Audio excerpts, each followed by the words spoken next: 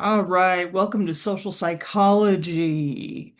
We are going to go ahead and get started. This is week one, and as you've probably looked over the content for this course, we're interested in how other people and groups affect our behavior.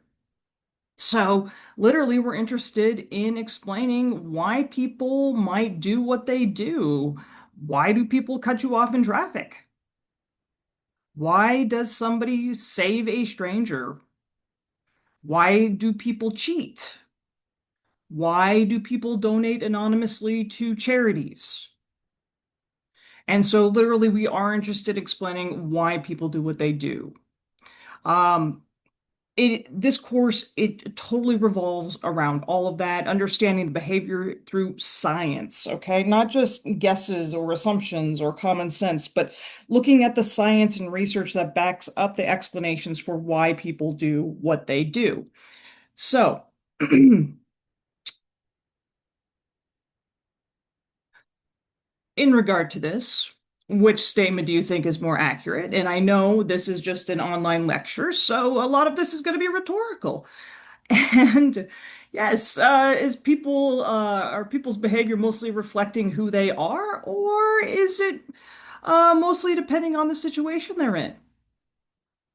So maybe if you said, okay, it does reflect who they are, maybe it is reflecting who they are, their personality, or their character, or their values. That people just are who they are. Or maybe you're thinking B.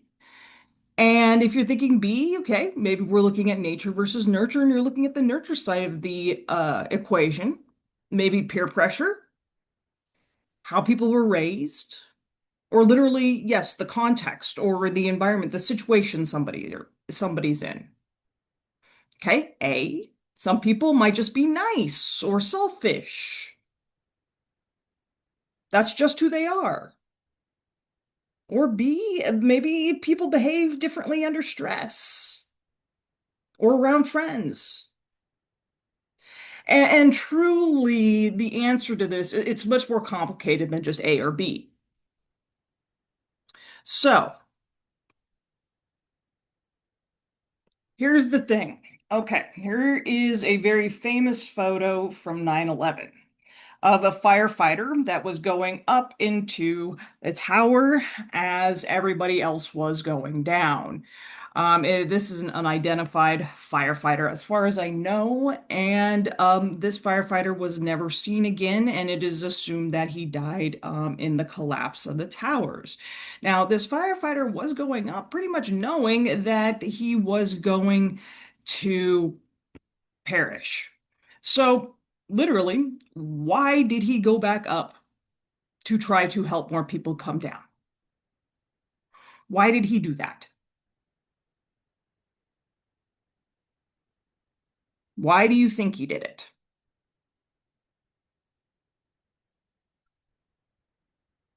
Is it because he's brave? Is it because it was his duty? He has certain values. It's just who he is as a person.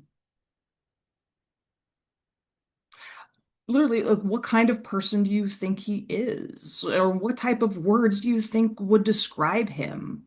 And because of that, are we making certain assumptions just based upon this behavior? And again, we're just getting warmed up here. Just kind of think about why we think people do what they do. Okay, here's another one. All right. We have another picture of somebody who is homeless, and is hoping for some help. And as you can see, there's a lot of people that are walking past him. Why didn't they stop to help? Or why does it look like they're not stopping to help?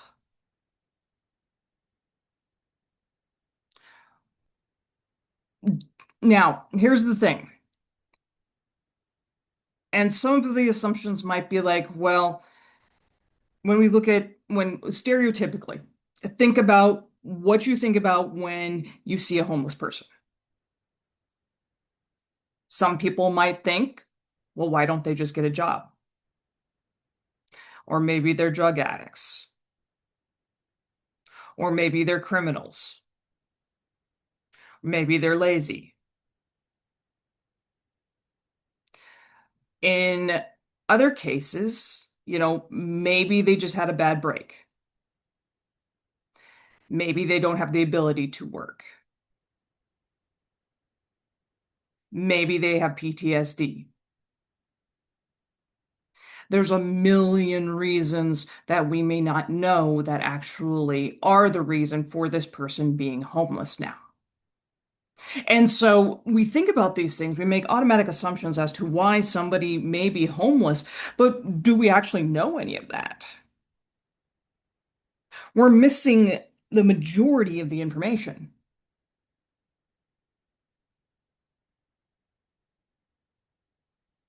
And here's the thing, in both the situations with the firefighter and the homeless person, we immediately describe people, even though we don't know anything about them. We don't know anything about that firefighter.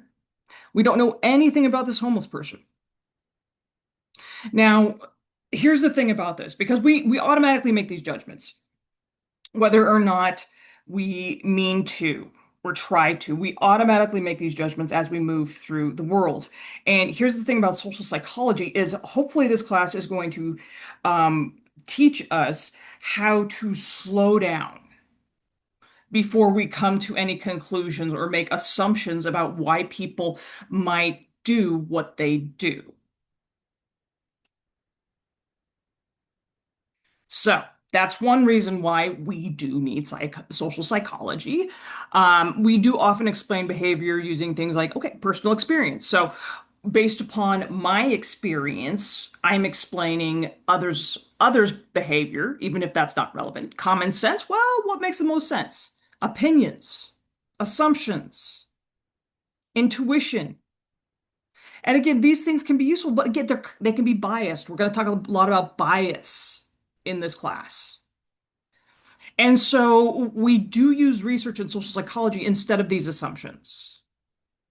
And again, we're not getting rid of intuition because intuition is also very important, but we're going to test it using research. Because here's the thing, have you ever been completely convinced you knew why someone did something, but then you found out you were completely wrong? Okay, great example. Somebody didn't text you back.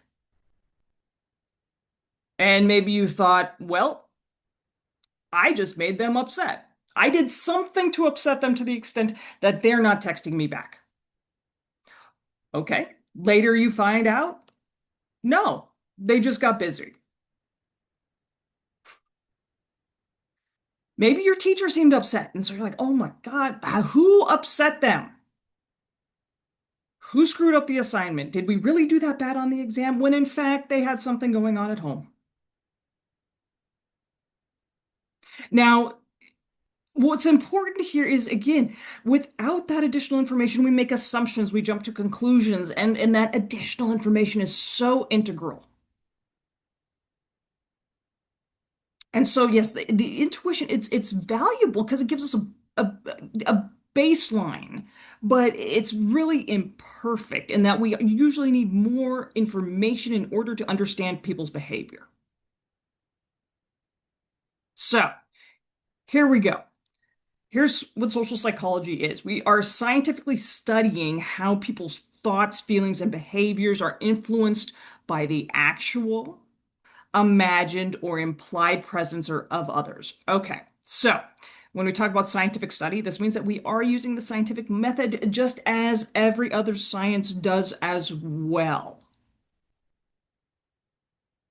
Then, yes, we're talking about our thoughts, our cognitions, our feelings and emotions, and the behaviors, any sort of actions. And then also,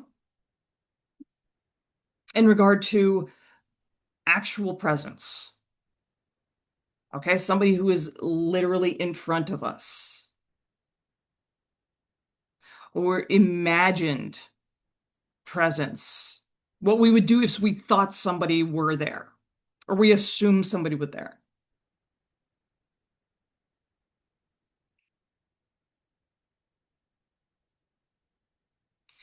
and implied also if we make the assumption that somebody's gonna be there. Okay, so in regard to those two, driving differently when you see a police car, dressing differently for a job interview, checking your phone because you think somebody texted you, or even following library rules when no librarian is present, but there is the implication that they are present.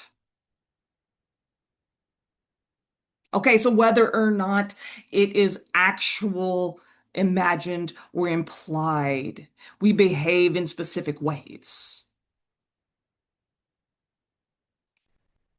Okay, and social psychology, it is absolutely everywhere. Um, so this is only a short list. All right, I'll go through these pretty quickly here. We're gonna go through all of these throughout the entire semester in one way or another. So, some examples, okay, we have sports, like why does a home crowd improve performance for athletes but make others perform worse? Social media, why do millions of people participate in the same TikTok challenge? Why did everybody do the ice bucket challenge? Advertising. Why does seeing bestseller on Amazon actually make somebody likely to buy something? Criminal justice. Why do eyewitnesses confidently identify the wrong person? AI. Why are people becoming emotionally attached to AI companions? Which greatly concerns me. And so, if it's everywhere, if social psychology is everywhere, okay, why do we still get people so wrong? Like we were just talking about in regard to making assumptions about why somebody didn't text us back or why somebody might be upset today. We still get it very wrong, even though it is absolutely everywhere. Because again, we trust, and again, we do trust our gut. We base assumptions on intuition. And again, think about a time when, okay, you misjudged somebody or somebody misjudged you.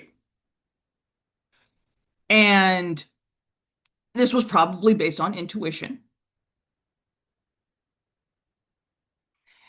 And in regard to this, when you misjudge somebody or someone misjudged you and you later, again, you learned this, what was your first impression? What changed? And again, what information were you missing initially? That's usually the key thing right there. What information were you usually missing? And again, I ran into this when I was working as a probation officer. It was very easy to make snap judgments as soon as you looked at somebody's criminal record before they even sat in front of you. But the thing is like over time, once I sat with somebody and met with somebody, I learned about their background. I learned about their family life, their upbringing, their potential trauma, addiction, family circumstances, mental health struggles. And that completely changed my understanding of the person. That criminal record, that piece of paper, really was only a snapshot of or tiny aspect of an entire person. And to judge somebody in their entirety based upon that was incredibly limiting. And again, it doesn't excuse the behavior for whatever reason they were sitting in front of me, but it reminded me that behavior, it's usually much more complex than that very first impression. Um, and so again, yes, we make these first impressions, but again, the importance to slow down and think about what information we might be missing here. Okay, so one of the biggest lessons in social psychology is that behavior is often under or influenced by, okay, the person, who are we, and the situation. What is the environment that we're in here? Okay. These we're going to talk about things like the fundamental attribution error and the self-serving bias. But very commonly we will apply attribution or why somebody does something to either who they are or the situation they're in. And what's going to be very important is to not necessarily, these are not binary in nature, is to recognize the influence of both. So,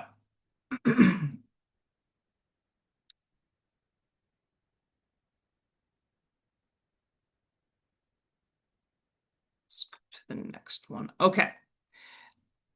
That is going to wrap up just this first primer.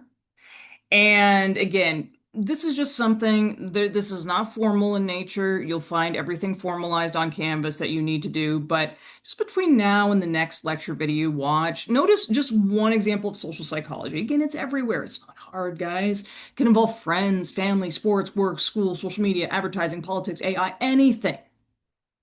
And I'm going to say come prepared to share it, but just come back to the next lecture video with it in mind.